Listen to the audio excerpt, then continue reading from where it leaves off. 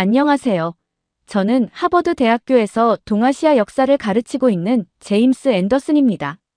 사실, 저는 동아시아 역사를 연구하고 가르치면서 한국에 대한 이론적인 지식은 익숙했어요. 하지만 한국이라는 나라를 정말로 느껴본다는 건 전혀 다른 이야기더라고요. 그리고 그런 경험을 가능하게 해준 건 제 아내의 동생, 그러니까 제 매제 덕분이었습니다. 사실 몇 년 전, 제 처제가 한국인 남자와 결혼해 현재 서울에서 살고 있습니다. 처음에 처제가 한국인 남자와 결혼한다는 이야기를 들었을 땐 흥미로웠지만 동시에 조금 긴장도 됐어요. 한국이라는 나라를 연구자로서 알고는 있었지만 개인적으로 접할 기회가 거의 없었거든요. 그리고 가족 행사에서 처음 매제를 만났을 때 저는 그와 어떻게 대화를 시작해야 할지 몰라 조금 어색했습니다. 그런데 그 어색함은 오래가지 않았어요. 매제는 정말 따뜻하고 배려심 깊은 사람이었어요. 처음 만났을 때도 영어가 완벽하지 않았음에도 불구하고 진심으로 저와 대화하려는 모습이 인상 깊었죠. 특히 그의 할아버지에 대한 이야기는 연구자로서의 호기심을 강하게 자극했습니다. 매제의 할아버지는 한국전쟁 참전 유공자로서 전쟁 당시 미국 병사들과 함께 싸운 경험을 가족들에게 자주 이야기했다고 하더군요. 그런 매제는 어릴 적부터 할아버지를 깊이 존경하며 자랐다고 했습니다. 특히 전쟁 중 목숨을 걸고 동료를 구했던 이야기나 그가 겪은 추운 겨울 속에서도 가족과 조국을 지키기 위해 버텼던 순간들을 자랑스럽게 회상하셨다더군요. 매제는 이런 이야기를 들을 때마다 할아버지가 단순히 가족의 어른이 아니라 자신의 뿌리를 상징하는 영웅처럼 느껴졌다고 했습니다. 매제에게 할아버지의 이야기는 단순한 옛날 이야기가 아니었습니다. 그는 어릴 적부터 그런 희생과 노력 덕분에 지금의 자유와 평화가 가능하다는 걸 깨닫게 되었다고 했습니다. 그는 할아버지의 사진을 보며 그리고 가족이 간직해온 할아버지의 군 복무 메달을 바라보며 스스로 다짐했다고 했습니다. 나도 언젠가는 나라를 위해 뭔가 의미 있는 일을 해야겠다. 라는 생각이 그의 마음속에 자리 잡았던 것이죠. 그리고 그는 스스로 나라를 위해 무엇을 할 수 있을지 고민하다가 한국에서 가장 강인한 군인이 되고 싶어서 해병대에 자원 입대하기로 결심했다고 하더라고요. 그는 해병대에서의 시간이 쉽지 않았다고 말했습니다. 훈련은 혹독했고 정신적으로도 육체적으로도 자신을 한계까지 밀어붙이는 시간이었다고 말하면서 해병대에서의 경험이 단순히 군 복무 이상의 것이었다고 말했습니다. 그것은 자신이 받은 가치와 희생을 다음 세대에 전달하기 위한 책임감의 연장이었던 거죠. 해병대 군복무를 통해 할아버지가 강조했던 자유는 쉽게 얻어지지 않는다는 말의 진정한 의미를 몸소 느꼈다고 했습니다. 매제는 자신이 누리는 자유와 평화를 당연하게 여기지 않았고 그것을 위해 자신이 할 수 있는 일을 찾고 실천해온 사람이었습니다. 저는 그런 매제가 정말 존경스럽다고 느껴졌습니다. 매제와 대화를 나누면서 저는 책에서 배우지 못했던 정말로 생생한 한국의 이야기를 들을 수 있었습니다. 그는 단순히 한국 전쟁에 대한 이야기를 넘어 전쟁 이후 그의 가족과 한국 사회가 어떻게 재건되었는지 그리고 그 과정에서 미국과 한국이 어떤 관계를 맺어왔는지 열정적으로 이야기해줬습니다. 저는 그와 대화하면서 연구자로서 새로운 통찰을 얻었을 뿐만 아니라 한국이라는 나라에 대한 개인적인 애정이 생기기 시작했어요. 그리고 처제 부부는 결혼 후에도 우리를 종종 한국으로 초대해주곤 했습니다. 처음 초대를 받았을 때는 단순히 새로운 나라를 여행한다는 설렘 정도였지만 막상 한국을 방문하면서 제 마음속에 작은 변화가 생기기 시작했습니다. 한국에 도착하자마자 느낀 첫인상은 놀라움이었어요. 모든 것이 깔끔하게 정돈된 거리와 활기찬 도시의 에너지는 물론이고 사람들이 얼마나 친절한지 감동을 받았습니다. 하지만 가장 큰 충격은 처제의 한국 가족들과 시간을 보내면서 다가왔습니다. 특히 설날과 추석 같은 명절에 한국 가족들과 한자리에 둘러앉아 식사했을 때 그 따뜻함과 정겨움은 말로 다 표현하기 어려웠습니다. 명절에는 정말 온 가족이 한데 모였어요. 어르신들은 저를 손님이 아닌 가족처럼 대해주셨고 음식 하나하나에 담긴 정성과 이야기를 나눠주셨습니다. 송편을 빚는 방법을 알려주시면서 모양이 예쁘지 않아도 마음이 담기면 충분히 맛있다고 웃으며 말씀하셨던 순간이 아직도 기억에 남습니다. 저도 모르게 긴장이 풀리고 이 낯선 문화 속에서 진짜 환영받고 있다는 느낌을 받았어요. 그중 가장 놀라운 건 가족들 간의 끈끈한 유대감이었습니다. 서로를 챙기고 농담을 나누고 과거의 이야기를 꺼내며 웃음을 터뜨리는 모습은 제가 익숙한 미국의 명절과는 사뭇 달랐습니다. 그 따뜻한 분위기는 제가 한국에 대해 단순히 책으로 배우는 것이 아니라 피부로 느끼게 해주는 순간들이었죠. 그렇게 몇 번의 방문이 쌓이면서 한국이라는 나라에 대한 애정이 자연스럽게 생겨났습니다. 단순히 흥미로운 역사적 사례로서가 아니라 사람들이 살아가는 생생한 공간으로서 한국이 제게 다가왔습니다. 그런 경험들이 쌓이다 보니 제가 가르치는 역사 속에서 한국의 이야기를 더 깊이 다루고 싶다는 생각이 들더군요. 단순히 과거를 설명하는 것이 아니라 제가 직접 보고 느낀 한국의 모습을 학생들에게 전해주고 싶다는 마음이 강하게 들었습니다. 그래서 저는 이를 제대로 전달할 수 있는 기회를 만들어야겠다고 결심했습니다. 그런 배경 속에서 저는 동아시아 역사와 문화라는 주제로 특별 강의를 준비하게 되었습니다. 이 강의는 학생들에게 한국, 중국, 일본 등 동아시아 각국의 과거와 현재를 비교하며 배울 수 있는 기회를 제공하려는 목적이었죠. 예상보다 많은 학생들이 참석해 강의실은 금세 꽉 찼습니다. 긴장과 설렘이 교차하는 가운데 강의를 시작했습니다. 강의 중에 특히 기억에 남는 순간은 한국 전쟁과 분단의 역사를 설명하던 때였습니다. 저는 6.25 전쟁의 배경과 그로 인해 벌어진 국제적 갈등, 그리고 한국이 겪었던 극심한 고난과 회복 과정을 이야기하고 있었습니다. 강의실은 조용했고 학생들의 눈빛은 제 이야기를 따라가며 점점 깊이 빠져드는 것 같았죠. 저도 그 순간에 몰입해 한국의 복잡한 현대사를 풀어내고 있었습니다. 그런데 강의 중간쯤 한 중국인 학생이 손을 들었습니다. 이름은 장웨이라고 했고 한국 전쟁에 대한 자신의 생각을 나누고 싶다고 했습니다. 저는 그가 무슨 말을 할지 궁금하기도 하고 다양한 시각이 논의에 도움이 될 거라고 생각해서 기회를 주었습니다. 처음엔 괜찮았습니다. 하지만 이야기가 길어지면서 그의 주장은 조금씩 색다른 방향으로 흘러갔습니다. 그는 중국이 북한을 지원하지 않았다면 한국은 지금의 모습을 가지지 못했을 것이라며 중국의 역할을 굉장히 강조했습니다. 그의 목소리에는 확신이 묻어 있었고 자신이 말하는 게 옳다는 믿음도 강해 보였어요. 그러면서 마치 한국이 지금까지 이룬 모든 성과가 중국 덕분이라는 뉘앙스로 이야기를 이어갔죠. 그 순간 강의실 공기가 달라지는 게 느껴졌습니다.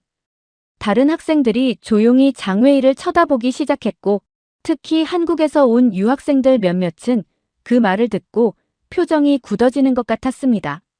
한편으로는 미국 학생들 사이에서도 귓속말이 오가며 약간의 긴장감이 퍼졌습니다. 저는 이 상황을 어떻게 다뤄야 할까? 라는 생각을 하며 잠시 숨을 골랐습니다. 장웨이의 주장은 그가 자라온 환경에서 배운 관점을 그대로 반영한 것이었겠지만 저에게는 너무 편향된 시각처럼 느껴졌습니다. 물론 중국의 개입이 전쟁에 중요한 영향을 미친 건 사실이지만 그게 전부는 아니었거든요. 그는 한국 전쟁 이후 한국인들이 얼마나 많은 희생과 노력을 통해 스스로 일어섰는지는 전혀 언급하지 않았습니다. 저는 그의 말을 듣고 정면으로 반박하기보다는 오히려 질문을 던져 논의를 더 넓혀보고 싶었습니다. 그래서 그 관점도 흥미롭네요. 그렇다면 한국이 전쟁 이후 스스로 재건한 과정에 대해서는 어떻게 생각하나요? 라고 물었습니다. 제 질문을 받은 장웨이는 잠시 생각에 잠기는 듯 하더니 곧 단호한 목소리로 답했습니다. 사실 한국은 전쟁 이후 혼자서 뭘 해낸 적이 없죠. 중국이 없었다면 한국은 벌써 망했을 겁니다. 북한과의 전쟁에서도 그렇고 이후의 경제적 안정도 중국이 주변에서 균형을 잡아줬기 때문에 가능했던 거예요. 그는 이 말을 마치 역사적 진리인 것처럼 자신만만하게 이야기했습니다. 장웨이는 이어서 한국의 경제 성장까지도 중국의 공으로 돌렸습니다. 한국은 늘 외부 도움에 의존해왔습니다. 전쟁 이후에도 미국과 중국 같은 나라들이 손을 써줬으니까 유지된 거죠. 솔직히 중국이 없었다면 한국은 지금 존재하지도 않았을 거예요. 그의 말은 너무 단정적이었고 그 자신도 그 주장이 설득력이 있다고 믿는 듯 보였습니다. 몇몇 학생들이 어색하게 고개를 돌리며 장웨이를 쳐다봤고 특히 한국에서 온 유학생들의 표정은 단단히 굳어 있었습니다. 모두가 장웨이의 반응에 집중하던 그때 강의실 한쪽에서 조용히 앉아있던 한국에서 온 유학생 지수가 천천히 자리에서 일어섰습니다. 지수의 표정에는 단호한 결의가 엿보였습니다. 그녀는 잠시 강의실을 둘러보며 차분히 숨을 고르고 마치 준비가 끝났다는 듯 또렷한 목소리로 말을 꺼냈습니다. 한국 전쟁 당시 중국의 개입이 휴전협정에 중요한 영향을 미친 것은 맞습니다. 하지만 한국이 지금까지 이룩한 발전은 중국 때문이 아닌 우리 스스로의 노력 덕분입니다. 그녀의 목소리가 강의실 안에 울려 퍼지는 순간 모든 시선이 자연스럽게 그녀에게 쏠렸습니다. 그리고 지수는 한순간도 주저하지 않고 이야기를 이어갔습니다.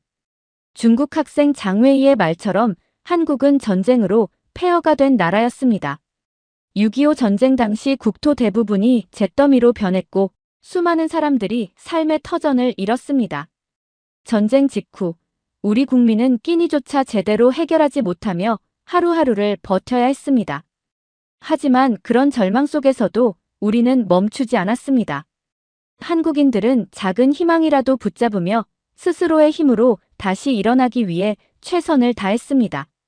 그녀의 목소리에는 단순히 역사를 설명하는 것을 넘어 자신의 뿌리에 대한 강한 자부심이 담겨 있었습니다. 지수는 이어서 한국 경제의 부흥을 상징하는 몇 가지 사례를 언급하며 말을 이어갔습니다. 1960년대부터 우리는 한강의 기적이라고 불리는 경제 성장을 이뤄냈습니다. 당시 우리는 자원도 없고 기반도 없는 상황에서 제조업과 수출 중심의 경제 체제를 구축했습니다.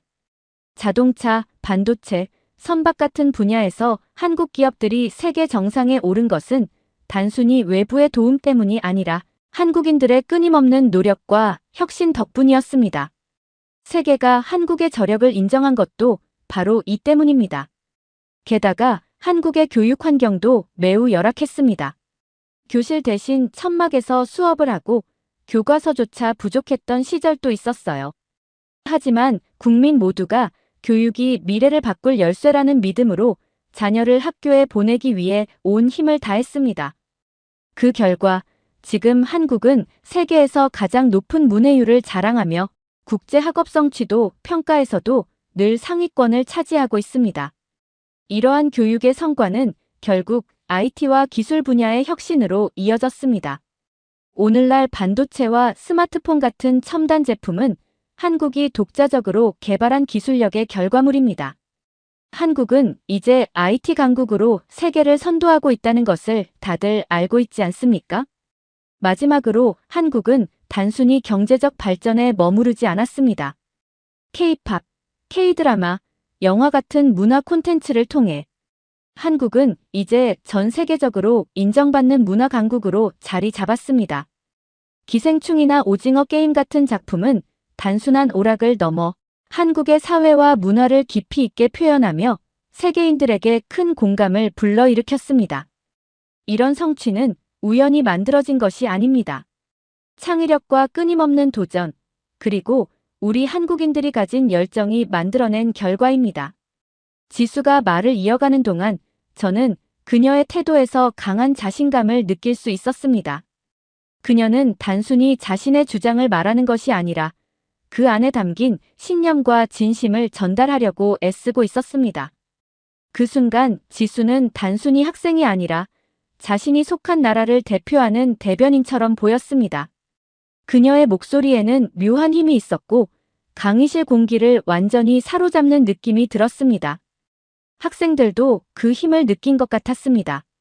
모두가 한마디도 놓치지 않으려는 듯 집중했고 그동안 가졌던 고정관념이나 선입견을 다시 돌아보는 것처럼 보였습니다. 저 역시 지수의 말에 이끌려 그녀가 어떤 배경과 경험 속에서 이런 깊이 있는 이야기를 할 수 있게 되었는지 궁금해졌습니다. 그리고 지수는 잠시 말을 멈추고 장웨이를 향해 시선을 고정했습니다. 그녀는 단호하지만 차분한 목소리로 되물었습니다. 그렇다면 장웨이 씨, 이제부터 중국이 구체적으로 한국에게 어떤 도움을 줬다는 것인지 설명해 주시겠어요? 그리고 왜 중국이 아니었다면 한국은 망하고 없어졌을 것이라고 생각하는지도 듣고 싶습니다. 지수는 여유를 두며 질문을 던졌습니다. 단순히 반박하기 위해서가 아니라 장웨이의 주장이 얼마나 근거가 있는지 직접 확인하고자 하는 의도가 담겨 있었습니다. 강의실은 다시 조용해졌고 학생들의 시선은 모두 장웨이에게 쏠렸습니다. 모두가 그의 대답을 기다리고 있었죠. 장웨이는 순간적으로 당황한 듯 보였습니다. 표정은 약간 굳어 있었고 어딘가 억울한 듯 눈썹을 찌푸리더니 이내 자신을 다잡으려는 듯 입을 열었습니다. 방금 지수 씨가 말씀하신 내용 흥미롭습니다만 저는 다르게 봅니다. 장웨이는 지수를 가리키며 말을 시작했습니다. 한국이 전쟁 후 스스로 발전했다고 주장하셨죠. 하지만 그 발전이 정말 한국 스스로만의 노력으로 이루어진 걸까요? 역사적으로 보면 한국은 늘 외부의 도움을 받아왔습니다. 전쟁 중에는 미국 그리고 전쟁 후에는 세계 각국에서 제공한 원조가 없었다면 한국은 절대 지금의 모습을 가질 수 없었을 겁니다. 그는 한쪽 손을 가볍게 들어올리며 강조했습니다. 그리고 한국의 문화적 정체성에 대해서도 한번 이야기해 봅시다. 한국이 지금 세계적으로 자랑하는 문화, 예를 들어 한복이나 김치 같은 것들이요. 그 모든 것이 사실은 중국에서 비롯된 겁니다. 한국은 그것을 자기들만의 문화로 둔갑시키고 있지만 역사적으로 한복은 중국 당나라 의복에서 영향을 받은 것이고 김치는 중국의 절임 채소 문화에서 시작된 겁니다. 장웨이는 한 박자 쉬고 강의실을 천천히 둘러보며 자신의 말의 반응을 살피는 듯 했습니다. 그러고는 목소리를 한층 더 높이며 말을 이어갔습니다. 2017년에 우리 시진핑 주석께서 미국 트럼프 대통령과 만난 자리에서 분명히 말씀하셨습니다. 한국은 역사적으로 중국의 일부였습니다. 한국은 이에 대해 반박도 해명도 하지 않았습니다. 그건 뭡니까? 결국 한국도 그 사실을 받아들였다는 거 아닙니까? 제가 보기에 한국은 늘 이런 방식으로 중국의 문화를 가져다 쓰면서도 정작 자기 것이라고 주장합니다. 그래서 중국에서는 한국을 도둑국이라고 부르기도 한다는 건 알고 있나요? 그의 목소리는 한층 더 높아졌고 자신이 굉장히 논리적인 주장을 하고 있다고 믿는 듯 보였습니다. 하지만 그의 말을 들으면서 저는 속으로 웃음이 나올 뻔했습니다. 정말 이걸 논리라고 생각하는 걸까? 언뜻 들으면 근거 있는 주장처럼 들릴 수도 있겠지만 그 안에는 허점이 가득했습니다. 중국이 전쟁 당시 북한을 지원한 이유는 단순히 자국의 국경을 지키고 이념적 동맹을 유지하려는 전략적인 목적이었지 한국을 지키기 위해서가 아니었습니다. 그의 말은 역사를 철저히 왜곡하고 있는 것이 분명했습니다. 강의실 안은 장웨이의 말을 들으며 묘한 정적이 흘렀습니다. 몇몇 학생들은 그의 주장을 듣고 고개를 갸우뚱했으며 몇몇은 서로 눈빛을 주고받으며 혼란스러운 표정을 지었습니다. 하지만 정작 장웨이는 그런 분위기를 전혀 신경 쓰지 않는 듯 했습니다. 오히려 자신의 말이 모두를 설득하고 있다고 믿는 듯 더욱 목소리를 높이며 주장을 이어갔죠. 하지만 그의 설명은 구체적인 사례나 증거가 전혀 없는 추상적인 주장에 그쳤습니다. 마치 자신이 배운 내용들을 그대로 반복하는 것처럼 들렸죠. 그의 논리는 겉으로 보기엔 그럴싸했지만 조금만 깊이 들여다보면 얼마나 허술한지 쉽게 알 수 있었습니다. 질문에 대한 직접적인 답변 대신 논점을 흐리며 중국의 역할을 과장하는 데만 집중하고 있었죠. 그런 모습을 보면서 저는 속으로 뜨거운 후회가 밀려왔습니다. 내가 대체 왜 이 학생에게 발언권을 줬을까? 중국 학생의 주장이 얼마나 터무니없는지, 또 이 강의실 분위기를 얼마나 망치고 있는지 뻔히 보이는데 그걸 눈치채지 못한 제 자신이 한심하게 느껴졌습니다. 솔직히 말해 저는 스스로에게 분노가 치밀었습니다. 학문적 논의라는 미명 아래 이런 편향된 중국인 학생의 주장을 들어주느라 강의 시간을 허비하다니 이건 강의가 아니라 시간을 낭비하는 수준에 가까웠습니다. 다른 학생들의 불편한 표정을 보니 제가 그에게 발언 기회를 준 것이 오히려 이 강의의 흐름을 망쳐놓은 원인이 아닐까 싶어 얼굴이 화끈거릴 정도였습니다. 그 순간 저는 마음속으로 생각했습니다. 정말 대부분의 중국인들이 이런 편향된 생각을 가지고 있는 걸까? 그리고 스스로에게 또 하나의 질문이 떠올랐습니다. 적어도 하버드에 다니는 학생이라면 왜곡된 역사에 갇혀 있어서는 안 되지 않을까? 이 상황은 단순히 학생들의 주장을 듣고 넘길 일이 아니라고 느껴졌습니다. 장웨이의 발언은 겉보기에 논리적으로 들릴지 모르지만 얼마나 쉽게 사실이 왜곡될 수 있는지를 보여주는 한 예였습니다. 그리고 그 왜곡된 주장이 다른 사람들에게 얼마나 큰 영향을 미칠 수 있는지도 똑똑히 볼 수 있는 순간이었죠.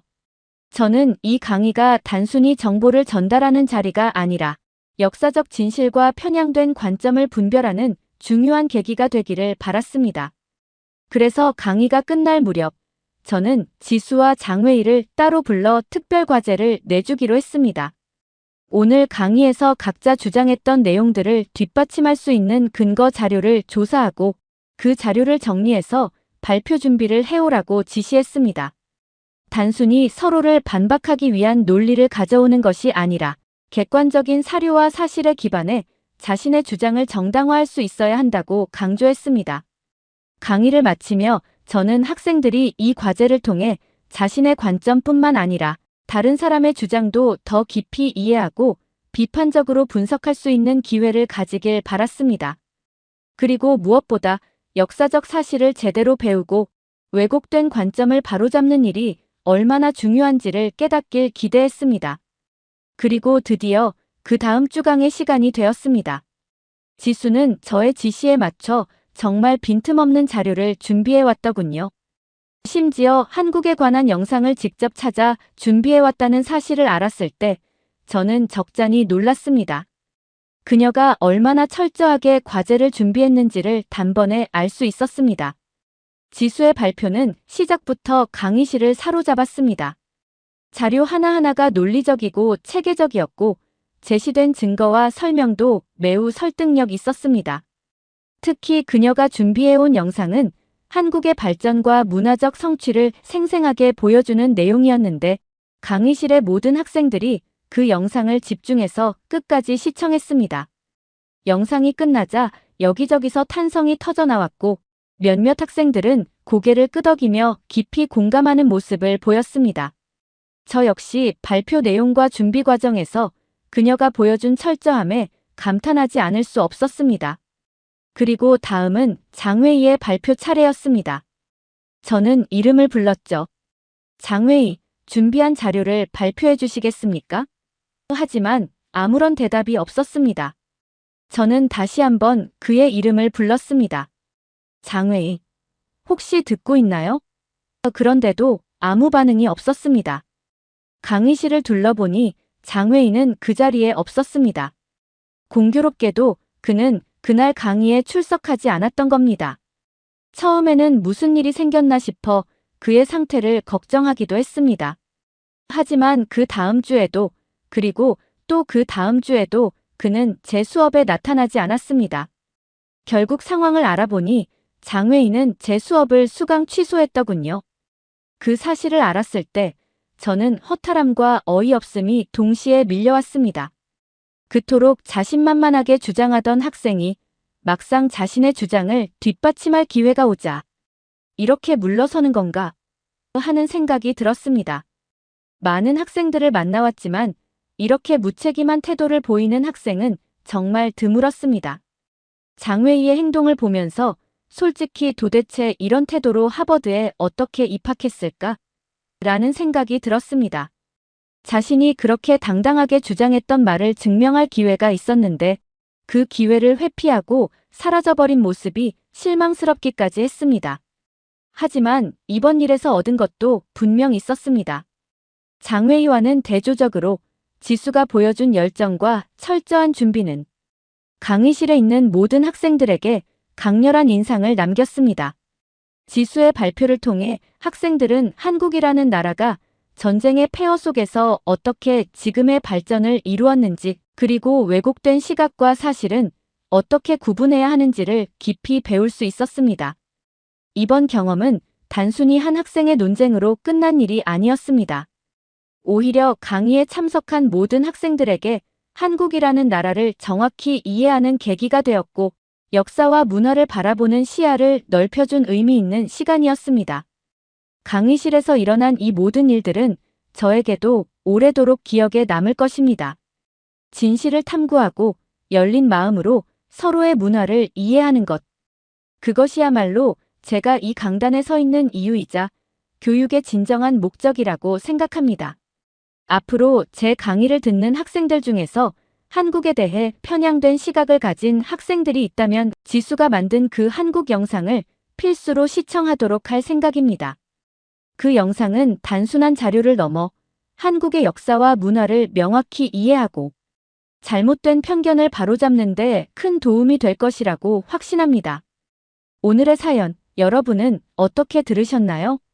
이번 이야기를 통해 편견과 왜곡된 시각이 얼마나 위험한 결과를 낳을 수 있는지 그리고 진실을 탐구하는 자세가 얼마나 중요한지를 다시 한번 느낄 수 있었습니다. 오늘의 사연이 좋으셨다면 구독과 좋아요를 눌러주세요. 여러분의 구독과 좋아요는 영상 제작에 큰 힘이 됩니다. 끝까지 시청해주셔서 감사합니다.